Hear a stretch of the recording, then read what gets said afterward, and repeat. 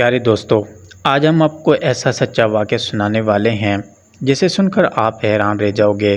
یہ واقعہ ہے ایک ایسے شخص کا جس نے قرآن مجید کی بے حرمتی کی اور اس پر اللہ کا ایسا قہر اور عذاب نازل ہوا کہ اسے دیکھ کر سب توبہ توبہ کرنے لگے۔ اگر آپ اسی طرح کی سچی اسلامی کہانیاں سننا پسند کرتے ہیں تو سنیں کہ ایک شخص ہوتا تھا جس کا نام محمد فضل بخش تھا۔ وہ بہت ہی غریب انسان تھا، نہ اس کے ماں باپ تھے نہ ہی کوئی بہن بھائی۔ وہ نہایت نیک اور دیندار انسان تھا۔ اپنا ذاتی گھر نہ ہونے کی وجہ سے وہ دن رات مسجد میں ہی رہتا تھا۔ صبح سویرے مسجد کی ساری صفائی خود کرتا۔ محلے کے سب لوگ اس کی غربت سے واقف تھے، اس لیے محلے والے اپنے گھروں سے اس کے لیے کھانا بھجوا دیتے تھے۔ یہ سلسلہ کئی سالوں تک ایسے ہی چلتا رہا۔ ایک دن مسجد کے امام صاحب نے فضل بخش کو اپنے پاس بلایا اور کہا، کیوں نہ میں تمہاری شادی کروا دوں۔ فضل بخش امام صاحب کی بات سن کر مسکرا دیا اور کہنے لگا، استاد جی، میرے جیسے غریب سے بھلا کون شادی کرے گا۔ امام صاحب کہنے لگے، تم یہ سب مجھ پر چھوڑ دو، بس ہاں یا نہ میں جواب دو۔ محمد فضل بخش کہنے لگا، اگر استاد جی کی نظر میں کوئی ایسی لڑکی ہے جو مجھے قبول کرے تو مجھے کیا اعتراض ہو سکتا ہے۔ امام صاحب نے فرمایا، میرے دور کے رشتہ داروں میں ایک لڑکی ہے، میں اگلے جمعے تک تمہارا نکاح اسی سے کروا دوں گا۔ اس سے پہلے تمہیں ایک کام کرنا ہوگا، کوئی کرائے کا مکان ڈھونڈ لو جہاں تم دونوں میاں بیوی سکون سے رہ سکو۔ رہائش کا کرایہ دینا تمہاری فکر نہیں، وہ سب میرا ذمہ ہوگا۔ فضل بخش نے کرائے پر رہنے کے لیے مکان تو ڈھونڈ لیا، لیکن نکاح کی تیاری کے لیے اس کے پاس کوئی پیسہ نہیں تھا۔ نکاح سے ایک دن پہلے محمد فضل بخش امام صاحب کے پاس آیا اور کہنے لگا، استاد جی، میں نے کرائے پر مکان تو ڈھونڈ لیا ہے، لیکن نکاح کی ایک بھی چیز میرے پاس موجود نہیں ہے۔ تو امام صاحب نے کہا، بیٹا تم فکر نہ کرو، تم بس صبح نکاح کے لیے تیار رہنا۔ جیسے ہی صبح ہوئی اور جمعے کا سورج نکلا، مولوی صاحب نے مسجد میں اعلان کروا دیا، اگر کسی کے پاس کوئی بھی چیز اللہ کی راہ میں دینے کے لیے ہے تو وہ آ کر مسجد میں دے جائے، چاہے کپڑے ہوں، برتن ہوں یا پیسے۔ بہت سے لوگ اپنے گھروں سے سامان لے کر مسجد میں آ گئے۔ وہ تمام سامان مسجد سے اٹھوا کر محمد فضل بخش کے نئے گھر میں بھجوا دیا گیا۔ ظہر کی نماز کے بعد امام صاحب نے بہت ہی سادگی سے محمد فضل بخش کا نکاح پڑھایا اور دونوں میاں بیوی کو کرائے کے مکان میں رخصت کر دیا۔ محمد فضل بخش کی بیوی بہت نیک اور عبادت گزار تھی۔ اس نے کبھی بھی اپنے شوہر سے کسی چیز کی فرمائش نہ کی۔ وہ نماز پڑھتی اور ہر وقت اللہ کا شکر ادا کرتی۔ محمد فضل بخش شادی شدہ ہونے کے باوجود روزانہ مسجد کی صفائی کرتا اور وقت پر نماز ادا کرتا۔ صفائی کے بعد وہ کام کی تلاش میں نکل جاتا اور اس کی بیوی پیچھے سے ہر وقت اپنے اللہ سے دعا کرتی، یا اللہ میرے شوہر کے لیے کوئی وسیلہ بنا، ایسے کوئی روزگار عطا فرما دے۔ کام کی تلاش کرتے کرتے محمد فضل بخش ایک اللہ والے کے پاس پہنچ گیا۔ وہاں بہت سے لوگ جمع تھے جو اپنی مصیبتیں اس اللہ والے کے پاس لے کر آئے تھے۔ وہ اللہ سے ان کے لیے دعائیں کرتے تو اللہ پاک ان کی پریشانیاں اور مصیبتیں دور کر دیتا، اور سب سے بڑی بات یہ تھی کہ وہاں بہت عمدہ کھانے بھی بنائے جاتے تھے۔ اسی کھانے کی تقسیم کی خدمت کی وجہ سے محمد فضل بخش کو وہاں ایک نوکری مل گئی جو کہ غریبوں میں کھانا تقسیم کرنے کی تھی۔ محمد فضل بخش اپنے ہاتھوں سے کھانا بانٹتا اور اللہ والے اسے اس کام کے بدلے کچھ پیسے دے دیتے۔ جو کھانا بچ جاتا وہ اپنے اور اپنی بیوی کے لیے گھر لے آتا۔ یوں گھر کے حالات آہستہ آہستہ بہتر ہونے لگے۔ شادی کے ایک سال بعد اللہ تعالیٰ نے محمد فضل بخش کو ایک بہت ہی خوبصورت بیٹی سے نوازا۔ محمد فضل بخش اور اس کی بیوی بہت خوش تھے کہ اللہ نے انہیں اپنی رحمت سے نوازا ہے۔ وہ دونوں اپنی بیٹی کے ناز نخرے اٹھاتے، اس کی خوب دیکھ بھال کرتے۔ ایک سال بعد اللہ پاک نے انہیں دوسری بیٹی سے نوازا۔ فضل بخش پھر بھی خوش تھا اور کہتا، اللہ پاک نے مجھے دوبارہ اپنی رحمت عطا کی ہے۔ لیکن اب اس کی بیوی کہنے لگی، میں چاہتی ہوں کہ اللہ پاک اگلی بار ہمیں بیٹا عطا فرمائے۔ شوہر مسکرا کر کہنے لگا، کیا تجھے معلوم نہیں، اللہ پاک وہیں بیٹیاں دیتا ہے جہاں وہ راضی ہوتا ہے۔ بیوی کہنے لگی، ہاں مجھے معلوم ہے، لیکن بہنوں کا بھائی ہونا بہت ضروری ہے۔ آپ بس اپنے اللہ والے سے دعا کروائیں کہ اگلی بار اللہ پاک ہمیں بیٹے سے نوازے۔ شوہر مسکراتا رہا اور کام پر واپس چلا گیا۔ کچھ مہینوں بعد اس کی بیوی پھر امید سے ہو گئی۔ اس نے اللہ والے سے اپنے لیے دعا کروایا اور خود بھی خوب گڑ گڑا کر دعائیں کیں، یا اللہ اس بار مجھے اپنی نعمت سے بیٹے سے نوازنا۔ لیکن اللہ پاک نے اسے پھر بیٹی سے نوازا۔ تیسری بیٹی کی پیدائش پر وہ بہت پریشان ہوئی اور اپنے شوہر سے کہنے لگی، اب مجھے اپنے اللہ والے کے دربار میں لے چلو، میں خود اپنا مسئلہ ان کے سامنے رکھوں گی، وہ میرے لیے دعا کریں گے۔ شوہر کہنے لگا، نہیں، تم گھر پر بیٹھ کر دعا کرو، میں خود تمہارا مسئلہ انہیں سنا دوں گا۔ پھر جب 1 اور سال گزرا تو اللہ پاک نے انہیں چوتھی بیٹی سے نوازا۔ چوتھی بیٹی کی پیدائش پر اس کی بیوی بہت روئی اور کہنے لگی، ہمارے گھر میں پہلی ہی غربت ہے، پتہ نہیں اللہ پاک ہمیں بار بار بیٹیاں کیوں دے رہا ہے۔ شوہر نے سمجھایا، تم خود اللہ کی بہت شکر گزار بننے کی بات کرتی ہو، تمہارے منہ سے ایسی باتیں اچھی نہیں لگتی، تم ہی تو کہتی ہو کہ اللہ پاک جہاں بیٹیاں دیتا ہے وہاں ان کا رزق بھی بھیجا جاتا ہے۔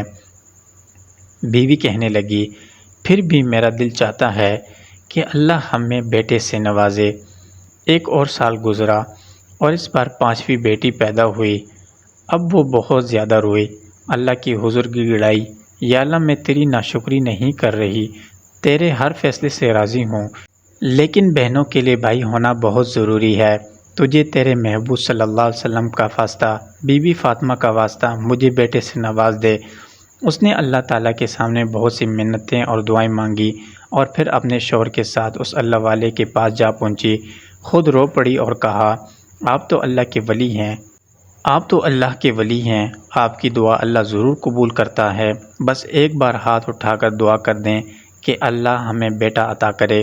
جب وہ عورت اللہ والے کے قدموں میں بیٹھ کر رو رہی تھی تو اللہ والے نے سر جھکایا اور کچھ دیر آنکھیں بند رکھیں، پھر کہنے لگے، بیٹی تمہیں اللہ نے 5 بیٹیاں دے کر بہت بڑا انعام دیا ہے، تمہیں چاہیے کہ تم ان پر خوش رہو اور اللہ کا شکر ادا کرو۔ اگر تمہیں بیٹی کی چاہ ہے تو صبر اور شکر سے مانگو، اللہ ضرور عطا کرے گا۔ میں بھی دعا کرتا ہوں کہ اللہ تمہیں نیک اور فرما بردار بیٹا عطا فرمائے۔ پھر وہ عورت گھر واپس لوٹ آئی اور اپنے رب سے سچے دل سے دعا کرنے لگی۔ اب 10 سال گزر چکے تھے اور ان کی 5 بیٹیاں بڑی ہو رہی تھیں۔ ساری بیٹیاں ماشاءاللہ بہت ہی نیک اور خوبصورت تھیں۔ ان کی تربیت ماں نے بہت اچھے طریقے سے کی تھی، ہر وقت پردے میں رکھتی، نماز سکھاتی، قرآن کی تعلیم دیتی۔ ان 10 سالوں میں اس نے ایک دن بھی اللہ سے بیٹے کی دعا کرنا نہیں چھوڑی، بلکہ ہر روز تہجد میں اٹھ کر روتی، گڑ گڑاتی کہ یا اللہ مجھے نیک، دیندار، حافظ قرآن، فرما بردار بیٹا عطا کر دے۔ اور آخرکار اللہ نے اس کی دعا سن لی۔ 11ویں سال وہ پھر امید سے ہوئی۔ جب بچہ پیدا ہونے کا وقت آیا تو اس کے شوہر نے سجدہ شکر ادا کیا، کیونکہ اللہ پاک نے انہیں بیٹے سے نواز دیا تھا۔ گھر میں خوشی کی لہر دوڑ گئی۔ 5 بیٹیاں خوش تھیں کہ اللہ نے انہیں چھوٹا بھائی عطا فرمایا ہے۔ ماں باپ کے چہروں پر نور چھا گیا تھا۔ انہوں نے اپنے بیٹے کا نام رکھا عبداللہ اور یہ منت مانی کہ یا اللہ اگر یہ بچہ صحت مند اور نیک پیدا ہو تو ہم اسے تجھ سے جوڑ دیں گے اور حافظ قرآن بنا دیں گے۔ بیٹا ماشاءاللہ بہت خوبصورت تھا اور جیسے جیسے بڑا ہوا اس میں فرما برداری، سلیقہ، ادب اور عقل نمایاں ہوتی گئی۔ عبداللہ اب 5 سال کا ہو چکا تھا۔ اس کی ماں نے اسے قرآن پڑھانے کے لیے قریبی مسجد کے قاری صاحب کے پاس بھیجنا شروع کیا۔ بیٹا بہت ہی فرما بردار اور ذہین تھا۔ قاری صاحب اس کے حافظے اور ادب سے بہت خوش تھے۔ وہ ہمیشہ کہتے، یہ بچہ اللہ کا ولی بنے گا، انشاءاللہ اس میں اللہ نے نور بھرا ہے۔ ماں نے اپنے شوہر سے کہا، ہم نے اللہ سے وعدہ کیا تھا، اب وقت ہے کہ عبداللہ کو حافظ قرآن بنانے کی نیت کریں۔ شوہر نے فخر سے کہا، بالکل، اور وہ دن دور نہیں جب ہمارا بیٹا قرآن کا خادم بنے گا۔ عبداللہ نے مدرسے میں داخلہ لے لیا۔ اس کی 5 بہنیں بھی اس پر جان چھڑکتی تھیں، اسے تیار کرتیں، ناشتہ کراتیں، مدرسے لے جاتیں اور روزانہ اس کی واپسی پر اس کا انتظار کرتیں۔ ان سب بہنوں کا خواب تھا کہ عبداللہ حافظ قرآن بنے اور وہ اپنی ماں کی دعاؤں کا نتیجہ بنے۔ گھر میں فقر و فاقہ ضرور تھا، مگر محبت، عبادت اور قربانی کی دولت بے حساب تھی۔ عبداللہ بہت جلد قرآن حفظ کرنے لگا۔ قاری صاحب حیران تھے کہ یہ بچہ اتنی کم عمر میں اتنی روانی سے حفظ کرتا ہے۔ ایک دن قاری صاحب نے محمد فضل بخش کو بلایا اور کہا، مبارک ہو، آپ کا بیٹا صرف 2 سال میں مکمل قرآن حفظ کر لے گا۔ یہ اللہ کی بہت بڑی نعمت ہے۔ یہ سن کر باپ کے چہرے پر نور چھا گیا۔ اس نے شدہ شکر ادا کیا اور روتے ہوئے کہا، یا اللہ، جس بیٹے کے لیے ہم نے 11 سال دعائیں کی، تو نے اسے اپنا محبوب بنا دیا۔ گھر میں خوشی کا ماحول تھا۔ ماں روز سجدوں میں گڑ گڑاتی اور کہتی، یا اللہ، میرے عبداللہ کو دین کا خادم بنا، اسے عالم دین بنا، اسے نیک لوگوں کا ساتھی بنا۔ عبداللہ دن بدن قرآن حفظ کرنے میں آگے بڑھتا جا رہا تھا۔ قاری صاحب ہر دن اس کی محنت اور لگن کو دیکھ کر دعائیں دیتے، بیٹا، تم دنیا کے ساتھ ساتھ آخرت بھی کما رہے ہو، اللہ تمہیں دین کا چراغ بنائے۔ صرف 1.5 سال میں عبداللہ نے 25 پارے حفظ کر لیے تھے۔ گھر والے دن گنتے کہ کب وہ دن آئے گا جب عبداللہ پورا قرآن یاد کر لے گا اور ان کا سر فخر سے بلند ہو جائے گا۔ پھر وہ مبارک دن آ گیا جس دن عبداللہ نے آخری پارہ مکمل حفظ کر لیا۔ قاری صاحب نے سب کو بلایا، گھر والوں کو خوشخبری دی کہ مبارک ہو، آپ کا بیٹا مکمل حافظ قرآن بن گیا ہے۔ یہ سن کر ماں باپ کی آنکھوں سے آنسو جاری ہو گئے۔ ماں سجدے میں گر گئی اور روتے ہوئے کہنے لگی، یا اللہ، آج میرا بیٹا تیرے کلام کا محافظ بن گیا۔ یہی وہ دن تھا جس کی منتیں مان کر میں نے تجھ سے مانگا تھا۔ محلے میں خوشی کی فضا چھا گئی۔ رشتہ دار، محلے دار سب آنے لگے، مبارکباد دینے لگے۔ مسجد میں عبداللہ کے ختم قرآن کی تقریب رکھی گئی۔ عبداللہ نے جب پورا قرآن سنا کر ختم کیا تو لوگوں کی آنکھیں بھیگ گئیں اور قاری صاحب بولے، ایسا حافظ بہت کم دیکھنے کو ملتا ہے، جس کی نیت بھی صاف ہو، آواز بھی میٹھی ہو اور حفظ بھی ایسا پختہ ہو۔ ختم قرآن کی محفل کے بعد ماں باپ نے سب کو دعوت ولیمہ دی اور سب کو کھانا کھلایا۔ 5 بہنوں کے چہرے بھی خوشی سے چمک رہے تھے کہ جس بھائی کو ماں نے دعاؤں سے مانگا، آج وہ اللہ کے کلام کا حافظ بن چکا ہے۔ لیکن خوشی ان لمحوں کے بعد ایک بڑی آزمائش دروازے پر آ چکی تھی۔ عبداللہ کے حافظ قرآن بننے کے صرف 1 ماہ بعد اس کے والد محمد فضل بخش شدید بیمار ہو گئے۔ کام پر جانا بند، گھر میں فاقے، ادھار دوائیاں اور دن بدن بگڑتی حالت۔ ایک دن ڈاکٹروں نے کہہ دیا، ان کا علاج بڑے شہر کے اسپتال میں ہو سکتا ہے، ورنہ زیادہ دن نہیں ہیں۔ ماں کی آنکھوں سے اشک رواں تھے اور عبداللہ اپنے باپ کے قدموں میں بیٹھا رو رہا۔ والد کی بیماری نے پورے گھر کو ہلا کر رکھ دیا تھا۔ عبداللہ نے جب والد کو بستر پر کمزور حالت میں دیکھا تو پہلی بار اس کے چہرے سے مسکراہٹ غائب ہو گئی۔ ماں رات رات بھر جاگتی، قرآن پڑھ کر شوہر پر دم کرتی، دعائیں مانگتی اور سجدے میں گر جاتی۔ بیٹیاں اپنے باپ کے لیے نظر و نیاز مانتیں، روزے رکھتیں اور محلے کے لوگوں سے دعائیں کرواتیں، لیکن حالت دن بدن بگڑتی جا رہی تھی۔ ایک دن عبداللہ نے ماں سے کہا، امی، ابو کا علاج بڑے شہر میں ہو سکتا ہے، لیکن ہمارے پاس تو کرایہ بھی نہیں۔ ماں کی آنکھوں میں آنسو آ گئے اور اس نے آسمان کی طرف دیکھ کر کہا، یا اللہ، تو نے بیٹا دیا، قرآن دیا، اب تو ہی میرے شوہر کو زندگی دے۔ اسی رات سب بہنیں بیٹھ کر مشورہ کرنے لگیں۔ ہم سب سلائی کرتی ہیں، زیور بھی کچھ باقی ہے، اگر ہم سب کچھ بیچ دیں تو ابو کا علاج ممکن ہو سکتا ہے۔ عبداللہ نے یہ بات سنی تو بہنوں کے قدموں میں بیٹھ کر کہنے لگا، آپ سب میرے لیے ماؤں کی طرح ہیں۔ ابو کی خاطر اگر مجھے مدرسہ چھوڑنا پڑے تو میں تیار ہوں، لیکن ہم سب مل کر ابو کو بچائیں گے۔ ماں نے روکتے ہوئے کہا، نہیں بیٹا، اللہ نے تجھے قرآن کے لیے چنا ہے تو اللہ کا حافظ بن، تو ہمیں نہیں، ہمیں تیرے رب سے امید ہے۔ اگلی صبح گھر کے دروازے پر ایک گاڑی رکی۔ وہاں سے ایک بزرگ اترے اور پوچھا، کیا یہ محمد فضل بخش کا گھر ہے؟ ماں نے کہا، جی، لیکن آپ کون؟ بزرگ نے جواب دیا، میں وہی درویش ہوں جس سے آپ نے کئی سال پہلے 5 بیٹیوں کے بعد دعا کروائی تھی۔ اللہ نے مجھے خواب میں دکھایا کہ محمد فضل بخش آزمائش میں ہے۔ یہ لو، یہ 2 لاکھ روپے ہیں، کل صبح گاڑی آئے گی، ہم انہیں شہر کے بڑے اسپتال لے جائیں گے۔ ماں کے آنسو رک نہ سکے، عبداللہ، بہنیں سب رونے لگیں۔ ماں نے درویش کے قدم چوم لیے اور کہا، واقعی اللہ اپنے بندوں کی سنتا ہے، اور جسے وہ بچانا چاہے اسے کوئی نہیں گرا سکتا۔ صبح سویرے وہی درویش کی بھیجی ہوئی گاڑی محمد فضل بخش کو اسپتال لے گئی۔ عبداللہ اور اس کی ماں ساتھ گئے، باقی بہنیں گھر میں دعاؤں اور تسبیح میں مشغول ہو گئے۔ شہر کا اسپتال بہت بڑا اور مصروف تھا، لیکن درویش صاحب نے پہلے سے انتظام کر رکھا تھا۔ ایک سینئر ڈاکٹر جو ان کے مریدوں میں سے تھا نے فوراً معائنہ کیا اور کہا، خطرہ بہت ہے، مگر اگر بروقت علاج ہوا تو جان بچ سکتی ہے۔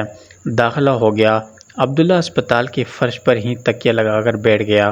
جب باپ کو ہوش آتا تو اس کے لبوں پر یہی الفاظ ہوتے، بیٹا، تو قرآن نہ چھوڑنا، کبھی نہ چھوڑنا۔ عبداللہ کا دل کانپ جاتا۔ وہ ہاتھ جوڑ کر کہتا، ابو، میں قرآن کو کبھی نہیں چھوڑوں گا، بس آپ واپس کر چلیں۔ چند دن بعد آپریشن ہوا۔ عمل بہت نازک تھا۔ ماں مسلسل قرآن کی تلاوت کرتی رہی۔ عبداللہ اسپتال کے نمازی کمرے میں سجدہ ریز ہوتا رہا۔ 6 گھنٹے بعد ڈاکٹر باہر آئے اور مسکرا کر بولے، مبارک ہو، محمد فضل بخش کی جان بچ گئی۔ یہ اللہ کا کرم ہے کہ بروقت لایا گیا۔ ماں نے سجدہ شکر ادا کیا۔ عبداللہ باپ کے قدموں میں جا بیٹھا۔ جب باپ نے کمزور آنکھوں سے بیٹے کو دیکھا تو کہا، میری زندگی کا سب سے قیمتی لمحہ یہ ہے کہ میرا بیٹا حافظ قرآن ہے اور میری 6 بیٹیاں میرا فخر ہیں۔ مگر کہانی یہیں ختم نہیں ہوئی۔ شہر میں رہائش، علاج، دوائیاں سب مہنگا تھا۔ درویش صاحب کا عطیہ ختم ہونے کے قریب تھا۔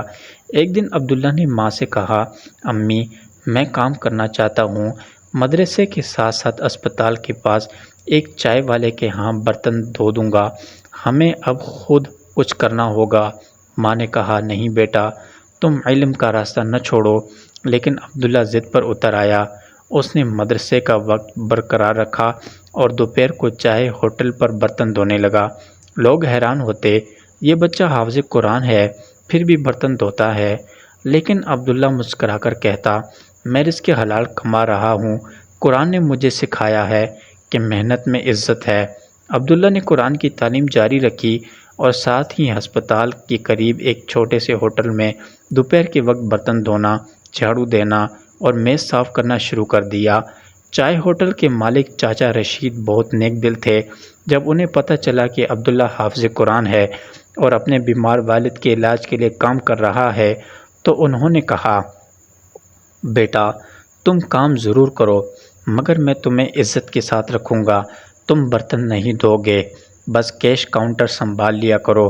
عبداللہ نے جھجک کے ساتھ کہا، چاچا جی، جو بھی رزق حلال ہو وہ میرے لیے باعث فخر ہے۔ عبداللہ کی سچائی، ادب اور نرمی ہر گاہک کو حیران کرتی۔ کبھی چائے پیش کرتا، کبھی پانی، اور ساتھ ہی آہستہ آہستہ قرآن کی خوبصورت آیات بھی سناتا۔ ایک دن ہوٹل میں ایک بڑا کاروباری شخص آیا۔ اس کا چہرہ تھکا ہوا، دل بوجھل اور طبیعت بے سکون تھی۔ اس نے عبداللہ سے چائے مانگی۔ عبداللہ نے چائے دیتے ہوئے ادب سے سلام کیا اور کہا، ان مع العسر یسرا، بے شک تنگی کے ساتھ آسانی ہے۔ وہ آدمی چونک گیا۔ اس نے عبداللہ کو غور سے دیکھا اور پوچھا، یہ تمہیں کہاں سے یاد ہے؟ عبداللہ نے مسکرا کر جواب دیا، میں حافظ قرآن ہوں اور یہ میری ماں کا پسندیدہ جملہ ہے۔ جب بھی ہم مشکل میں ہوتے امی یہی آیات پڑھا کرتی تھی۔ وہ شخص خاموش ہو گیا۔ پھر اس نے پوچھا، تم یہاں کام کیوں کرتے ہو؟ عبداللہ نے ساری کہانی سچ سچ سنا دی، والد کی بیماری، بہنوں کی قربانی اور اپنی ذمہ داری۔ اس کاروباری شخص کی آنکھیں بھیگ گئیں۔ اس نے فوراً جیب سے کارڈ نکالا اور کہا، کل میرے دفتر آنا، میں تمہیں ایک ایسی جگہ پہنچاؤں گا جہاں تم نہ صرف کام سیکھو گے بلکہ عزت اور علم دونوں ساتھ ساتھ بڑھیں گے۔ عبداللہ نے حیرت سے کارڈ لیا جس پر لکھا تھا حاجی سعید احمد، ڈائریکٹر دارالاسلام فاؤنڈیشن۔ اگلی صبح عبداللہ نے ماں سے اجازت لی اور دارالاسلام فاؤنڈیشن کے پتے پر روانہ ہو گیا۔ یہ ایک بڑی باوقار اور اسلامی تعلیمی ادارہ تھا جہاں یتیم بچوں کی کفالت، حفظ قرآن، تعلیم اور ہنر سکھانے کے شعبے قائم تھے۔ دروازے پر پہنچتے ہی گیٹ کیپر نے عبداللہ کو عزت سے اندر لے جایا۔ حاجی سعید احمد جو پچھلی شام ہوٹل میں ملے تھے دفتر میں موجود تھے۔ جیسے ہی عبداللہ اندر داخل ہوا حاجی صاحب اٹھ کر کھڑے ہو گئے اور محبت سے اسے گلے لگا لیا۔ بیٹا، تمہاری آنکھوں میں سچائی ہے اور تمہارے لبوں پر اللہ کا ذکر ہے، ایسے بچوں کی ہمیں ضرورت ہے۔ انہوں نے عبداللہ سے کہا تم اگر چاہو تو یہاں رہ کر تعلیم بھی حاصل کر سکتے ہو اور جز وقتی کام بھی۔ ہم تمہارے والد کا علاج بھی کرائیں گے اور تمہاری بہنوں کی سلائی مشینیں بھی اپ گریڈ کرائیں گے، یہ سب صدقہ جاریہ سمجھ کر۔ عبداللہ کی آنکھیں نم ہو گئی۔ اس نے کہا لیکن حاجی صاحب، میں صرف اس شرط پر یہ سب قبول کروں گا کہ مجھے ہر دن قرآن پڑھنے کا وقت دیا جائے اور میں کسی دن دوسروں کو بھی قرآن سکھاؤں۔ حاجی صاحب نے جذباتی ہو کر کہا یہی تو ہمارا خواب ہے کہ ایسے حافظ خود دوسروں کے رہبر بنیں۔ تمہاری یہ بات میرے دل میں اتر گئی۔ اسی دن عبداللہ نے فاؤنڈیشن کے ہاسٹل میں کمرہ حاصل کیا اور ماں کو فون کر کے سارا احوال سنایا۔ ماں نے فون پر ہی سجدہ شکر ادا کیا اور کہا بیٹا، تمہاری نیت نے اللہ کے دروازے کھول دیے، اب ہم سب تم پر فخر کرتے ہیں۔ چند ہفتے بعد عبداللہ فاؤنڈیشن میں جز وقتی استاد بن گیا، جہاں وہ چھوٹے بچوں کو قرآن حفظ کراتا اور شام میں دینی اخلاقیات سکھاتا۔ اس کی محنت، نرمی اور قرآن سے محبت نے سب کے دل جیت لیے۔ فاؤنڈیشن میں ایک دن قرآن خوانی کی محفل رکھی گئی جس میں شہر کے علماء اور شخصیات آئیں۔ عبداللہ نے سورہ الرحمن کی تلاوت کی اور پورا حال خاموش ہو گیا۔ اس کی آواز میں ایسا سکون اور جذبہ تھا کہ سننے والے روتے رہے۔ محفل کے بعد ایک معروف عالم دین نے کہا یہ بچہ صرف حافظ نہیں بلکہ اللہ کا ولی بننے والا ہے، اسے ضائع نہ ہونے دینا۔